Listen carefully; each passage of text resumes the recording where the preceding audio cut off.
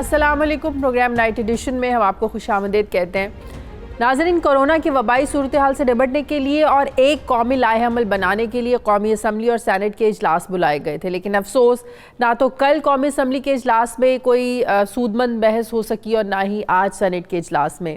क्या ये वक्त वाकई इत्तेहाद का नहीं है? क्या शाह महमूद कुरैशी साहब सिंध हुकूमत के खिलाफ क्या कहा जाए कि हुकूमत किसी मिशन पर है?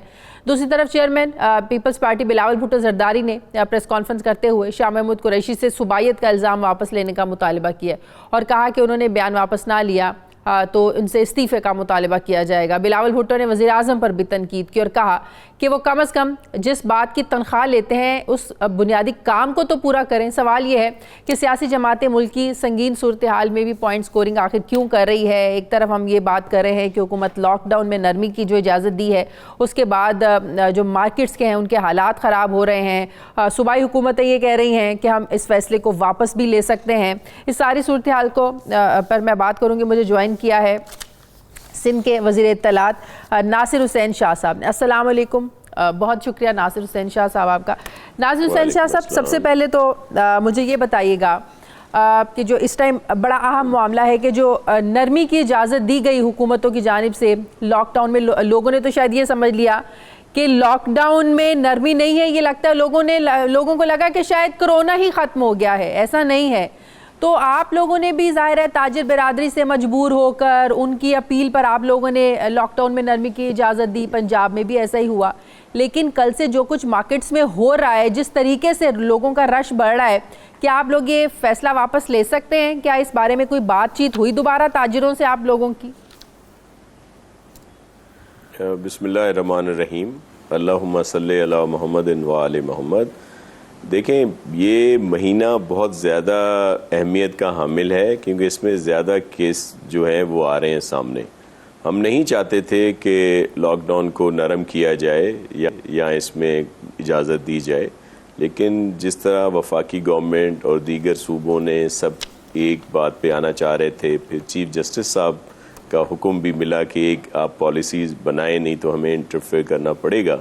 तो इन सारी चीज़ों को मद्देनज़र रख कर हमने भी कहा कि जिस तरह दीगर सूबों में है, लेकिन हमारे यहाँ कुछ हमने चेंजिंग ज़रूर की हैं SOPs पर। कुछ कारोबार अभी हमने नहीं खोले, लेकिन उसके साथ साथ हमने सबसे ये आया किया है, सब पर, ताजिर बिरादरी पर, बिजनेसमैन या इंडस्ट्रियलिस्ट हैं, कि अगर SOPs पर अमल नहीं होगा तो फिर ये हम वो कैंसिल कर देंगे जो परमिशंस उनको दी गई हैं। और उसके अलावा जो वैसे हमने ये तहिया किया है कि जो हमारी हेल्थ फैसिलिटीज़ हैं इस वक्त, अगर वो 50% से ज़्यादा लोग वहाँ पे पेशेंट आ जाते हैं, कोविड पेशेंट, तो फिर हम मुकम्मल तौर पर लॉकडाउन कर देंगे और उस पर किसी किस्म का कोई कंप्रोमाइज़ नहीं होगा और उस तरफ हम लोग जाएंगे। क्योंकि मई का महीना जो है बहुत एहतियात तलब है, उसमें ज्यादा एहतियात करनी चाहिए। तो अभी आप लोगों को बात मद्देनजर रखनी चाहिए। दिनों में रश और बढ़ेगा। नासिर हुसैन शाह साहब, लोग बाहर निकलेंगे ईद की शॉपिंग करने के लिए, वो कंट्रोल करना आप लोगों के लिए मुश्किल हो जाएगा।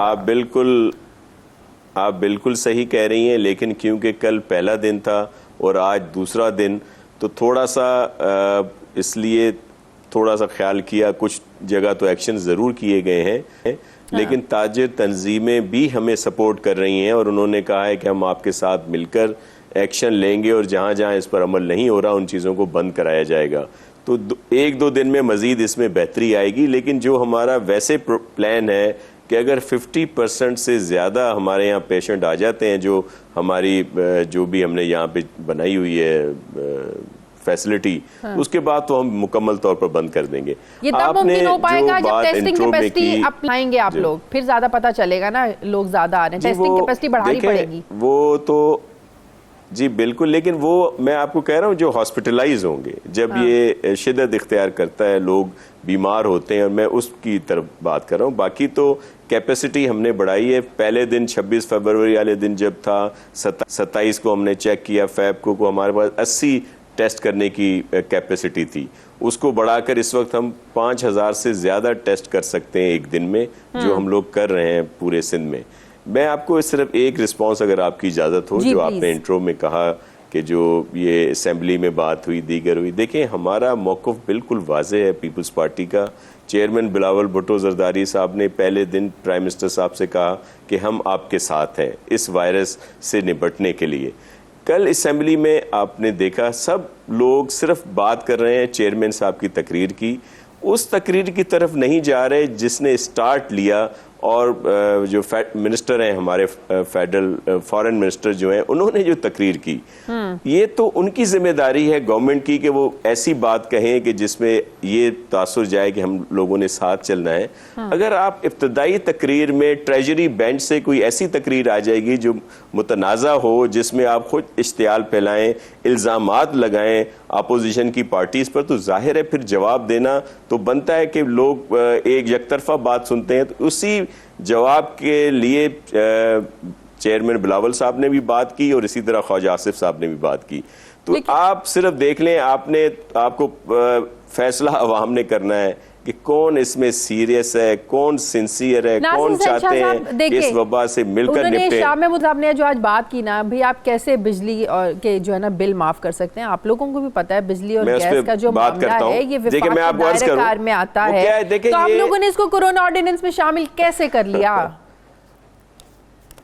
देखिए, मैं आपको ये कंफ्यूज कर रहे हैं ना इन सारी चीजों को। ऐसा नहीं किया हमने। माफ करने के लिए प्राइम मिनिस्टर साहब को लेटर जरूर लिखा है चीफ मिनिस्टर ने कि ये माफ कर दिए जाएं, आपका इख्तियार है फेडरल गवर्नमेंट का।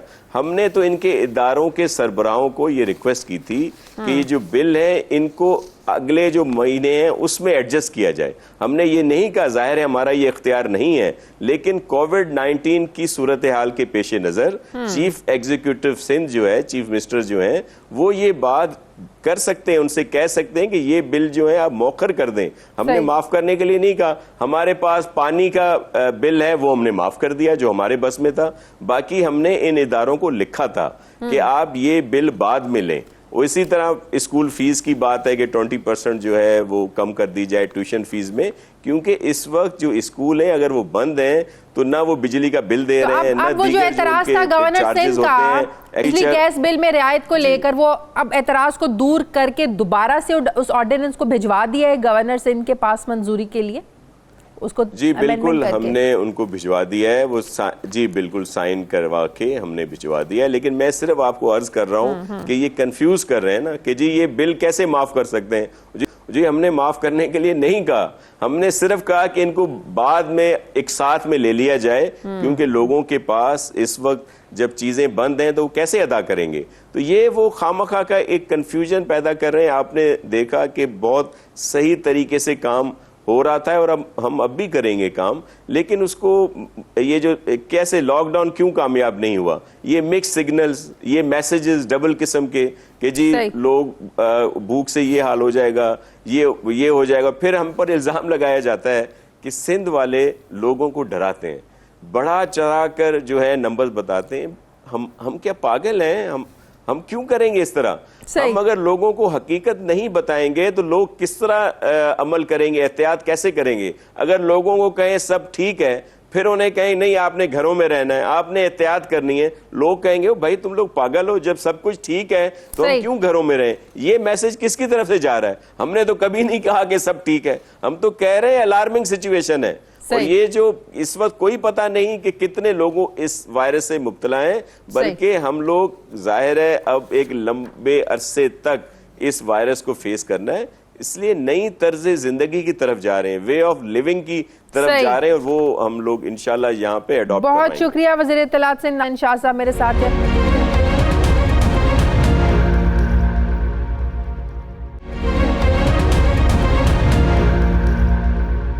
मुझे ज्वाइन किया है मुस्लिम लीग नून के रहनुमा मोहम्मद ज़ुबैर साहब ने। अस्सलाम वालेकुम, बहुत शुक्रिया ज़ुबैर साहब आपका। ज़ुबैर साहब, हम बात कर रहे हैं, कल से ये बात हो रही है कि ऑपोजिशन के ज़िद पर, ऑपोजिशन के कहने पर हुकूमत ने इजलास बुलाए, लेकिन हुकूमत तो चाहती थी कि वर्चुअल जो है ना वो सेशन किए जाएं कोरोना की वजह से। तो आप लोगों के कहने पर जब ये बुलाए गए, लेकिन हमने देखा कि कौमी असम्बली के कल के सेशन में, आज सेनेट में भी सिर्फ तनकीद बराए तनकीद हुई, कोई बामायनी गुफ्तगू नहीं हुई। एक्सपेक्ट ये किया जा रहा था कि कोरोना को लेकर कोई तजावीज़ आएंगी, मशवरे दिए जाएंगे, लेकिन ऐसा नहीं हुआ। कोई बामानी डिस्कशन कहीं नजर आई कल या आज में? आपको कोई फायदा हुआ इन इजलासों का? मेरा ख्याल 100% तो आप नहीं कह सकती कि कोई बिल्कुल बामानी डिस्कशन है। आज मिसाल के तौर पर अगर आप सेनेट में मुसद्दिक मलिक की तकरीर सुने तो बिल्कुल क्लियर कट बड़ी अच्छी स्पेसिफिक सजेशंस हैं। होता ही है कि आप जब हम ये कहते हैं कि जी हुकूमत को लॉकडाउन सख्त करना चाहिए अगले 6 हफ्ते, यही राय, इसी तरह से राय हम डिस्कस कर रहे हैं जाहिर है इस वायरस के हवाले से कि आइंदा आने वाले हफ्तों में क्या करना चाहिए और हुकूमत जो अब तक की सिचुएशन है उस पर क्या वो है। तो कुछ तो बड़ी स्पेसिफिक तकरीरें हुई हैं। ये ज़रूर है कि आप ये कह सकते हैं कि बहुत से लोग मुतमईन नहीं होंगे और ज़ाहिर तनकीद होनी भी चाहिए कि वहाँ सिंध कार्ड का डिस्कशन करना। देखें अब मैं वहीं से शुरू कर दूं कि जी तो देखें शाह महमूद कुरैशी को क्या ज़रूरत थी कि सिंध कार्ड का जिक्र करना शुरू कर दें। सिंध कार्ड एक सेंसिटिव इशू है और सिंध की गवर्नमेंट और सिंध की जो हुकूमत कर रही है वो सिंध के इंटरेस्ट में ही बात करेगी ना, वो बलूचिस्तान के इंटरेस्ट में तो नहीं बात करेगी। जो अभी तक जो भी जब से ये वायरस आया है उस वक्त से लेके आज तक बलूचिस्तान की हुकूमत जो है वो बलूचिस्तान के इंटरेस्ट में उन्होंने फैसले किए हैं। लेकिन शाह महमूद कुरैशी साहब ने जो बिजली के बिलों को लेकर बात की कि आप ये इसको जो ऑर्डिनेंस लेकर आ रहे हैं हम कैसे इसको माफ कर सकते हैं, वो तो पता होना चाहिए। बिल्कुल जायज़ वो बात है जब सिंध हुकूमत, सब लोग जानते हैं कि बिजली और गैस का जो मामला ये विफाक के दायरा कार में आता है तो इसको ऑर्डिनेंस में शामिल करने की क्या जरूरत थी? ये तनकीद आपने समझते जायज़ थी उनकी? बिल्कुल, देखिए मैं भी गवर्नर था। एक बात ये होती है कि हर चीज़ में एक होता है नो करने का तरीका और एक होता है सोल्यूशन। सबसे आसान चीज़ होती है नो करना और ज़्यादा मुश्किल होता है सोल्यूशन लेके आना। अगर वफाकी नुमाइंदे को जो कि गवर्नर हैं, अगर उनको इस चीज़ पर एतराज़ था कि सिंध की हुकूमत बिजली में कैसे कमी का कह सकती है, तो उसकी एक बड़ी आसान तजवीज़ थी। वो यस करते हुए सिंध की हुकूमत पर डाल सकते थे कि चूंकि ये वफाक का है लेकिन आप समझते हैं कि ये बड़ा इंपॉर्टेंट है, तो आपको जो NFC अवार्ड में जो डिस्ट्रीब्यूशन होती है जो कि वफाक ने ऑलरेडी आपके पैसे देने सिंध के, उसमें से हम कटौती कर लेंगे। तो अब आप मुझे बताएं कि ये हल होता मसला या नहीं होता? तो कितना आसान है। I mean everything has a solution.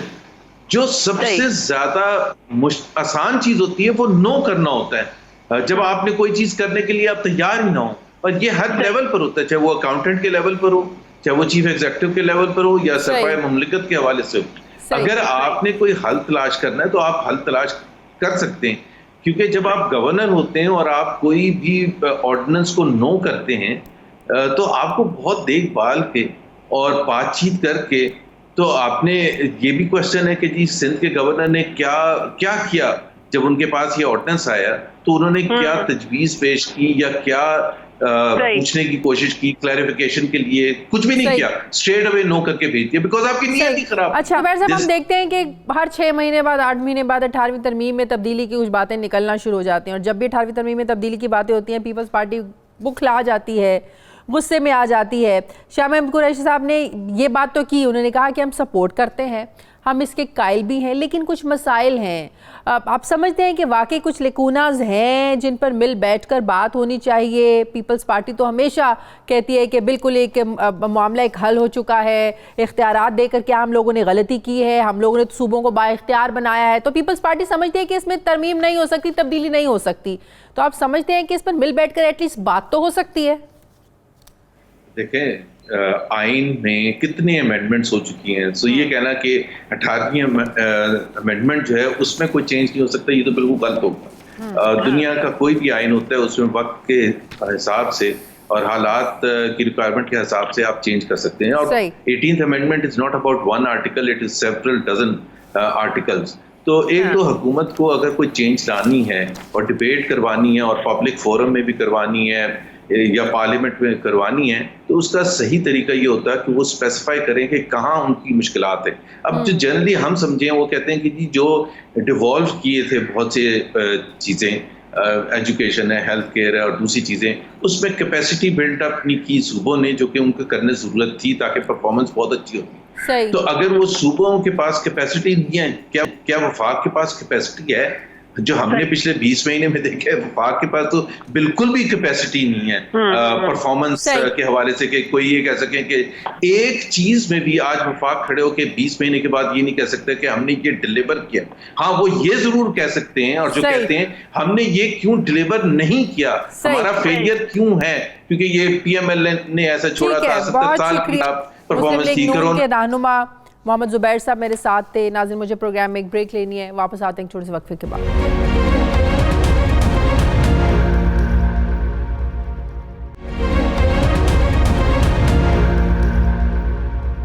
नाज़रीन, इसे लॉकडाउन में नरमी का नतीजा कहें या पाकिस्तान की टेस्टिंग सलाहियत में इजाफा कहें, हकीकत यह है कि पाकिस्तान में कोरोना वायरस के वार तेज़ी से जारी हैं। पिछले 24 घंटों के दौरान वबा के 2000 से ज़ायद नए केसेस रिकॉर्ड किए गए हैं, जिससे पाकिस्तान में कोरोना के मरीज़ों की तादाद 33,000 के करीब पहुंच चुकी है, जबकि मजमूई हलाकतें 700 से ज़ायद हो गई हैं। हुकूमत ने डॉक्टर्स की जानिब से दी गई वार्निंग्स को खातिर में ना लाते हुए हम सब ने देखा कि ताजिर बिरादरी का मुतालबा था कि मईशत को बहाल किया जाए और लॉकडाउन में नरमी का फिर बाद में हुकूमत ने ऐलान किया और मुख्तलिफ SOPs तय किए और उसके बाद लॉकडाउन खोलने का, उसमें नरमी का ऐलान किया था। लेकिन आज लॉकडाउन में नरमी के दूसरे रोज़ भी किसी SOP पर अमल दरामद होता हुआ नज़र नहीं आ रहा है, ना ही कोई एहतियाती तदाबीर इख्तियार करते हुए नज़र आ रहा है।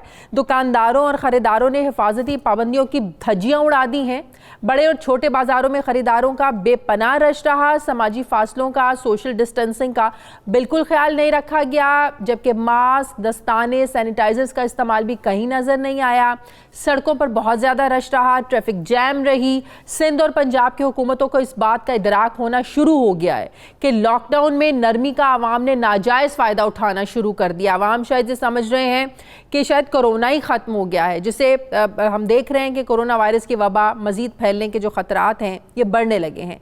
और इस सूरत हाल के पेश नज़र सूबा पंजाब और सिंध की हुकूमतों ने लॉकडाउन फिर से सख्त करने की वार्निंग भी दे दी है। वज़ीर आला सिंध सैयद मुराद अली शाह ने कहा कि आज कोरोना से सूबे में रिकॉर्ड हलाकतें हुई हैं, अगर हालात बेहतर ना हुए तो दोबारा से पाबंदियां लगा देंगे। उन्होंने लॉकडाउन के हवाले से खबरदार करते हुए ये भी कहा कि SOPs पर किसी ने अमल नहीं किया है। दूसरी तरफ पंजाब के वज़ीर सनत मियां असलम इकबाल भी उन्होंने भी आज ये कहा कि उन्हें ताजिरों ने मुश्किल में डाल दिया है, उन्होंने बहुत ज्यादती की है, दोबारा लॉकडाउन की तरफ जा रहे हैं। चंद रुपयों की खातिर सबकी जिंदगियां दांव पर लगा दी गई हैं। सवाल यह है कि अगर SOPs पर अमल दरामद ना किया गया तो क्या दोबारा से वाकई पाबंदियां लगा दी जाएंगी, दोबारा से हम लॉकडाउन जो है उसको सख्त कर देंगे। SOPs पर अमल दरामद ना करवाने के जिम्मेदार तो यकीनन ताजिर हैं। और अगर मज़ीद कोरोना बढ़ता है, मज़ीद केसेस सामने आते हैं, तो क्या ताजिर इस जिम्मेदारी कबूल करने के लिए तैयार होंगे? मैं बात करूँगी। मुझे ज्वाइन किया है सदर कराची ताजर इत्तेहाद अतीक मीर साहब मेरे साथ हैं, और MD utility stores Umar Lodhi sahab ने मुझे ज्वाइन किया। मेरे दोनों मेहमानों का अस्सलाम वालेकुम और बहुत शुक्रिया।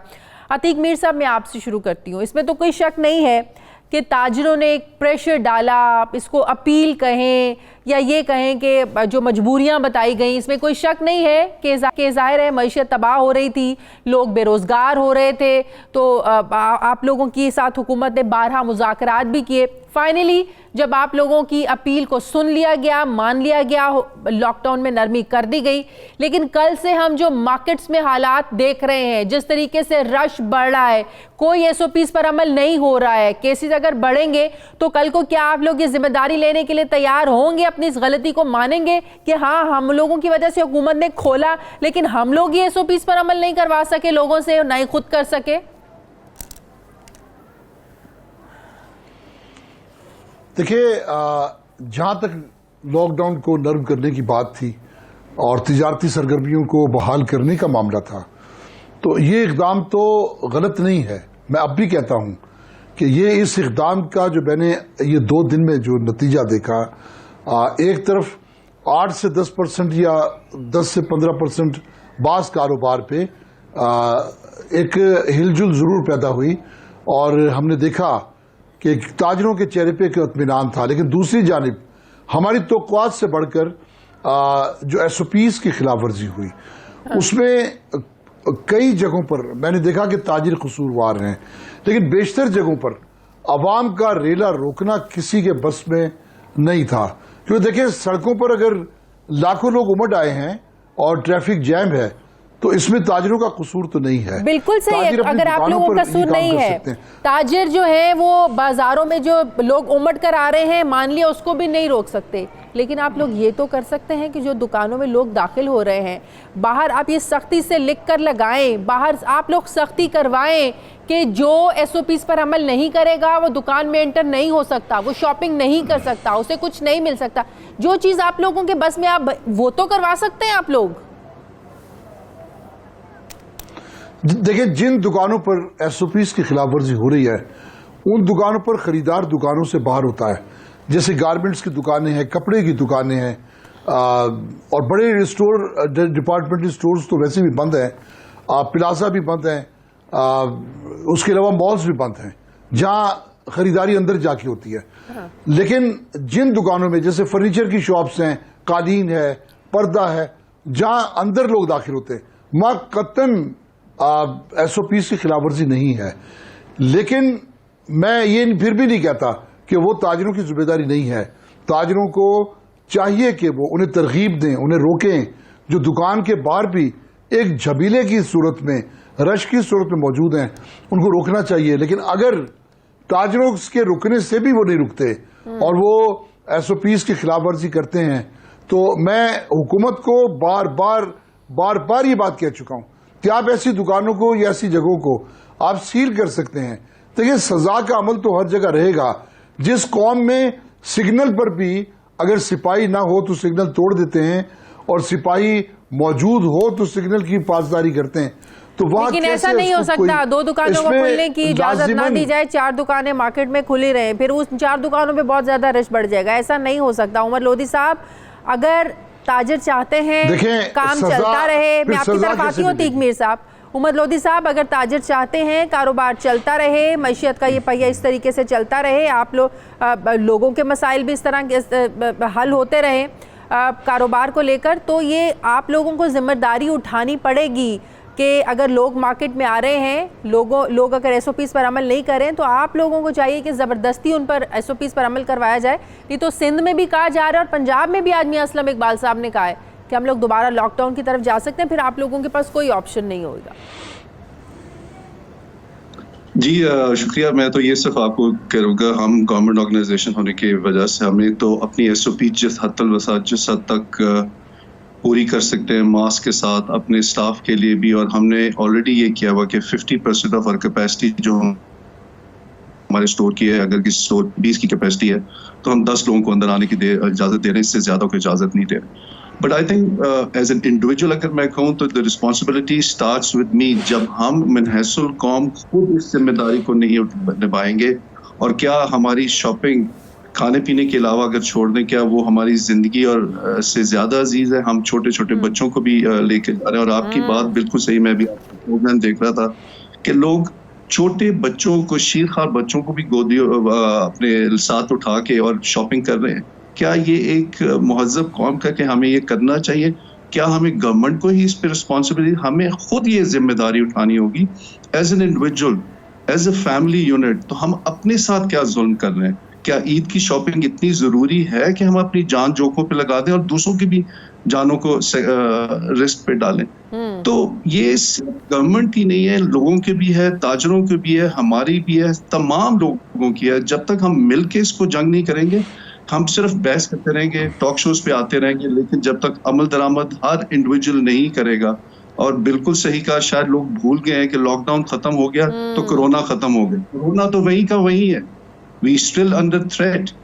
तो जहां तक हम अपनी, मैं अगर USC की यूटिलिटी स्टोर्स की बात करूं तो जी हम हद्दल वसा जितनी भी कोशिश कर रहे हैं, और उसमें काफी हद तक हम कामयाब भी हैं कि अपने उतने लोगों को आने दें और SOPs को फॉलो करें। बाकी ताजिर साहबानों को भी ये करना होगा। जी अतीक मीर साहब, बच्चों की बात, यही सवाल मैं आपसे भी करने लगी थी, और ये तजवीज़ भी है जो आज हर जगह से आ रही है कि ज़ाहिर है जो बाज़ार होते हैं, एंट्री पॉइंट्स, तो ज़ाहिर है सबको पता होता है कि कहाँ से आपने एंटर करना है, कहाँ से एग्ज़िट होना है। तो ऐसा तो हो सकता है ना कि एंट्री पॉइंट पर सख्ती से आप लोगों की तरफ से मार्केट्स में डायरेक्शंस जानी चाहिए कि कम उम्र के जो बच्चे हैं उन लोगों को, अगर कोई माएँ बच्चों का साथ ले रही हैं, आप पूरी फैमिली को वापस घर भेज दें, आप उनको मार्केट में एंटर होने की इजाज़त ही ना दें, छोटे बच्चों के साथ, स्पेशली जो मार्केट्स में आ रही हैं ख़वातीन। ये तो आप लोग कर सकते हैं। बेशक ये अच्छी बात है जो आपने कही है। मैं समझता हूँ कि अगले दिनों में हमें भी सख्ती करनी पड़ेगी। अगर हमें इस अपॉर्चुनिटी से फ़ायदा उठाना है तो ताजरों को अब अज खुद भी कानूनी इदारे, कानून नाफिज करने वाले इदारे अपनी जिम्मेदारी पूरी करें या ना करें, मुफाद हमारा है। आज फिर ये ऑप्शन ख़त्म हो जाता है, ये सहूलत वापस ले ली जाती है, तो नुकसान सबसे ज़्यादा हमारा है। शायद अवाम का भी इतना ना हो, लेकिन ये हकीकत है। मैं देख रहा हूं कि एक औरत ने बच्चे की चड्डी खरीदनी होती है, वो 10 औरतों को साथ लेके बाजार आ जाती है। कुछ इंसान, मैं समझता हूं कि कुछ तो कल्चर होना चाहिए, कुछ तहजीब होनी चाहिए, कुछ मामलात को आवाम को भी समझना चाहिए। ये ऐसी सूरत हाल है जिसमें हम किसी को क्या बताएं। फिर भी मैं कहूंगा हुकूमत ने हमारे साथ एक अच्छा इकदाम किया है, हमें अच्छा मौका दिया है। जो लोग इसको फॉलो करते हैं, जो लोग एहतियात के तकाजे पूरे कर रहे हैं, यकीनन मैं उनके फेवर करूंगा। जो नहीं करते उन्हें कानून सजा दे सकता है और देना भी चाहिए, इसलिए कि चंद लोगों की वजह से अक्सरियत का मुफाद खत्म हो जाए, अक्सरियत को तिजारत का मौका बंद हो जाए। मेरा ख्याल है कि ये ज्यादती की बात होगी। सही, बहुत शुक्रिया। MD स्टोर्स उमर लोधी साहब मेरे साथ हैं, सदर कराची ताजर इत्तेहाद अतीक मीर साहब मेरे साथ हैं। आप मेरे दोनों मेहमानों का बहुत शुक्रिया। मुझे प्रोग्राम में एक ब्रेक लेनी है, वापस आते हैं छोटे से वक्फे के बाद।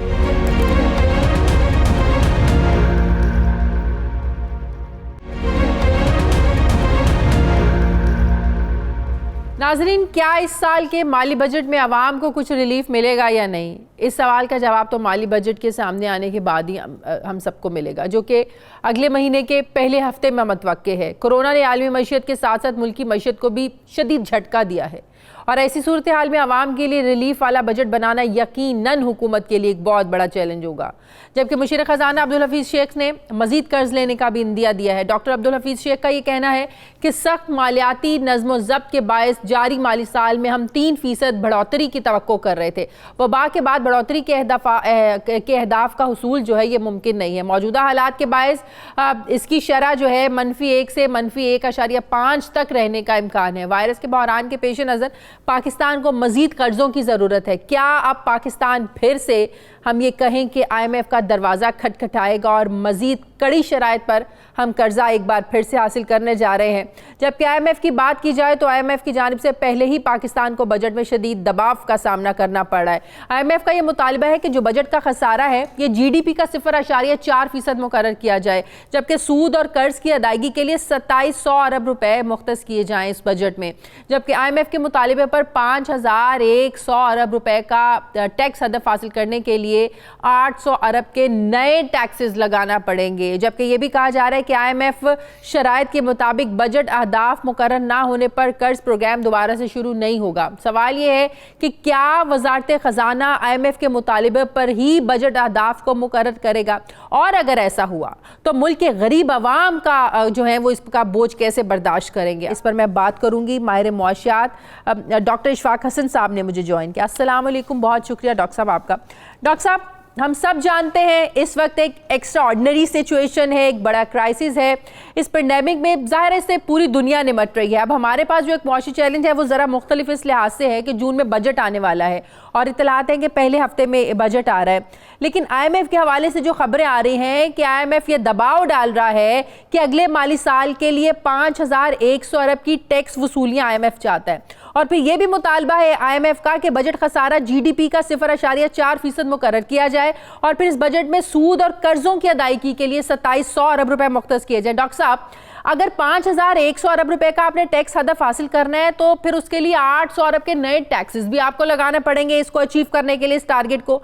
कितना मुश्किल चैलेंज है डॉक्टर साहब। आपको पता है मौजूदा हालात में ऑलरेडी हमारी इकॉनमी इतनी पिसकर रह गई है, लोगों के पास जॉब्स नहीं है, लोग बेरोजगार हो गए हैं। तो ऐसे में क्या लोग इन नए टैक्सेस का बोझ बर्दाश्त कर सकेंगे? यहाँ पर मैं सिर्फ ये कहूँगा, इस तरह तो होता है, इस तरह के कामों से इस तरह तो होता है, इस तरह के कामों में आप जब जाएंगे IMF में तो ये चीजें आपके साथ होंगी। आप बिल्कुल बाख्तियार नहीं है पॉलिसी बनाने में। जितनी वो लिवरेज दे दें वो उतना ही आप कर सकते हैं। कितने शर्म की बात है कि 200 मिलियन से ज्यादा वाला मुल्क, आबादी वाला मुल्क, एक न्यूक्लियर पावर आज अपनी माशी पॉलिसी नहीं बना सकता।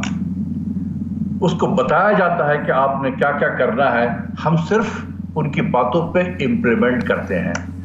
मेरे ख्याल में पाकिस्तानी बड़े खुश हो रहे होंगे इन सब चीजों से। जब मैं यही बात मैंने शुरू में कहा तो मैं अकेला खड़ा था।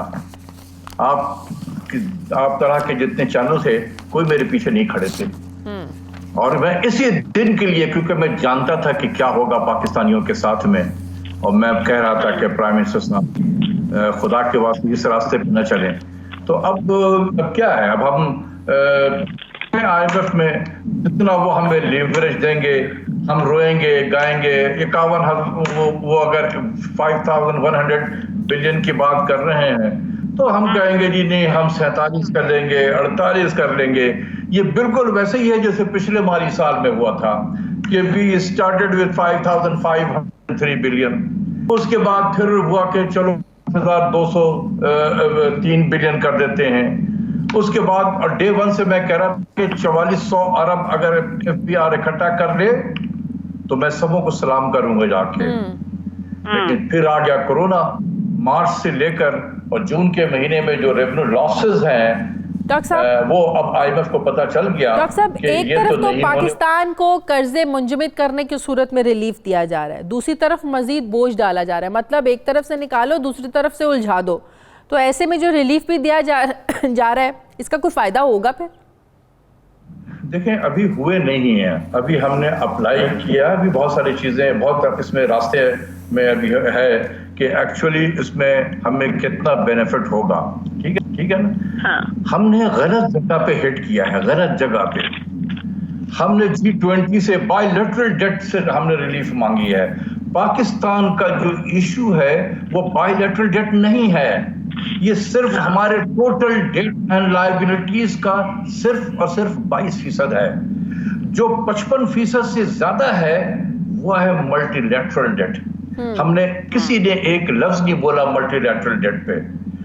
अगर प्राइम मिनिस्टर के लेवल पे ये बातें अगर करनी थी तो ऐसे लेवल इस चीज की बात करनी होती कि जिससे कोई पाकिस्तान को ज्यादा बेनिफिट हासिल होता।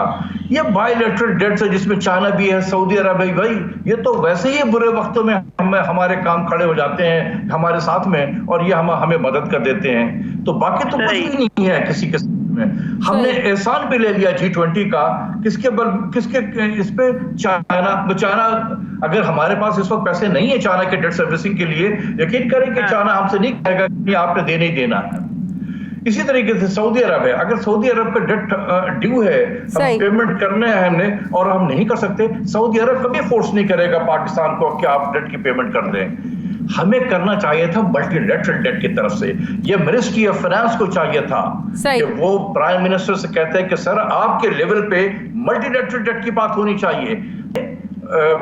आम हालात में मल्टीलैटरल डेट से कोई रिलीफ नहीं मिलता है, लेकिन ये आम हालात नहीं है, ये एक्स्ट्राऑर्डिनरी हालात हैं। इसमें एक्स्ट्राऑर्डिनरी फैसले हमें करने चाहिए थे। डॉक्टर साहब, एक और बड़ी अहम बात, अभी जो इंटरेस्ट रेट सिंगल डिजिट पे आया, क्या ये मजीद कम हो सकता है? मजीद ये पीछे जा सकता है? ये नंबर्स पीछे जा सकते हैं? अच्छा, ये जून तक ये इन्फ्लेशन जो है इस मुल्क में तकरीबन जून जुलाई की बात कर रहा हूं, ये आ जाएगा कोई 6% के करीब। हमारा डिस्काउंट रेट स्टेट बैंक वो भी 6% अच्छा, डॉक्टर साहब, अगर दुनिया की शरह नमू की बात की जाए तो इस पेंडेमिक के बाद ये कहा जा रहा है कि ये जीरो नेगेटिव पर जाएगी, जो कि कोरोना से पहले, इस पेंडेमिक से पहले ही शरह नमू 3.5-4% मतवक्के थी, जो कि बिल्कुल नॉर्मल था। अब कहा जा रहा है कि नेगेटिव में जाएगी। मैं डॉक्टर हफीज़ पाशा साहब को सुन रही थी, वो कह रहे थे कि मैंने कुछ रिसर्च की है, वो बताते हैं कि हमारी शरह नमू जो 2.5% थी इस पेंडेमिक के बाद ये मनफी होकर 6 से 7% नेगेटिव पर आ जाएगी। मतलब ये कि 1200 अरब रुपए की कौमी पैदावार में कमी हो जाएगी। ये पेंडेमिक के बाद की सूरत हाल बता रहे हैं। आप भी जानते हैं हमारे एक्सपोर्ट ऑर्डर्स कैंसिल हैं, हमारी फैक्ट्रीज 2 महीना बंद रही, यहाँ पर प्रोडक्शन हमारी हो नहीं सकी। तो ये जितनी एक्स्ट्राऑर्डिनरी सिचुएशन है, ये जो इतना नुकसान है, ये किस तरह और कितने अरसे में ये सब रिकवरी हो सकती है? मैडम, जुलाई से लेकर फरवरी तक तो हम नॉर्मल हालात में थे ना। हाँ। ये तो मार्च 23 से, ये 20 मार्च से बाद में ये सारे जो है लॉकडाउन जो शुरू हुए हैं, ये 20 मार्च के बाद की पैदावार है ना। तो ये 20 मार्च से आगे यानी कि 3 हफ्ते 20 मार्च के भी हो जाते हैं, तो आपके पास अप्रैल या जून, यही 3 महीने हैं ना। हाँ जी। अप्रैल के महीने अगर मैं रेमिटेंस में देखूं तो 1% की कमी आई है, कोई खास तो कमी नहीं आई है।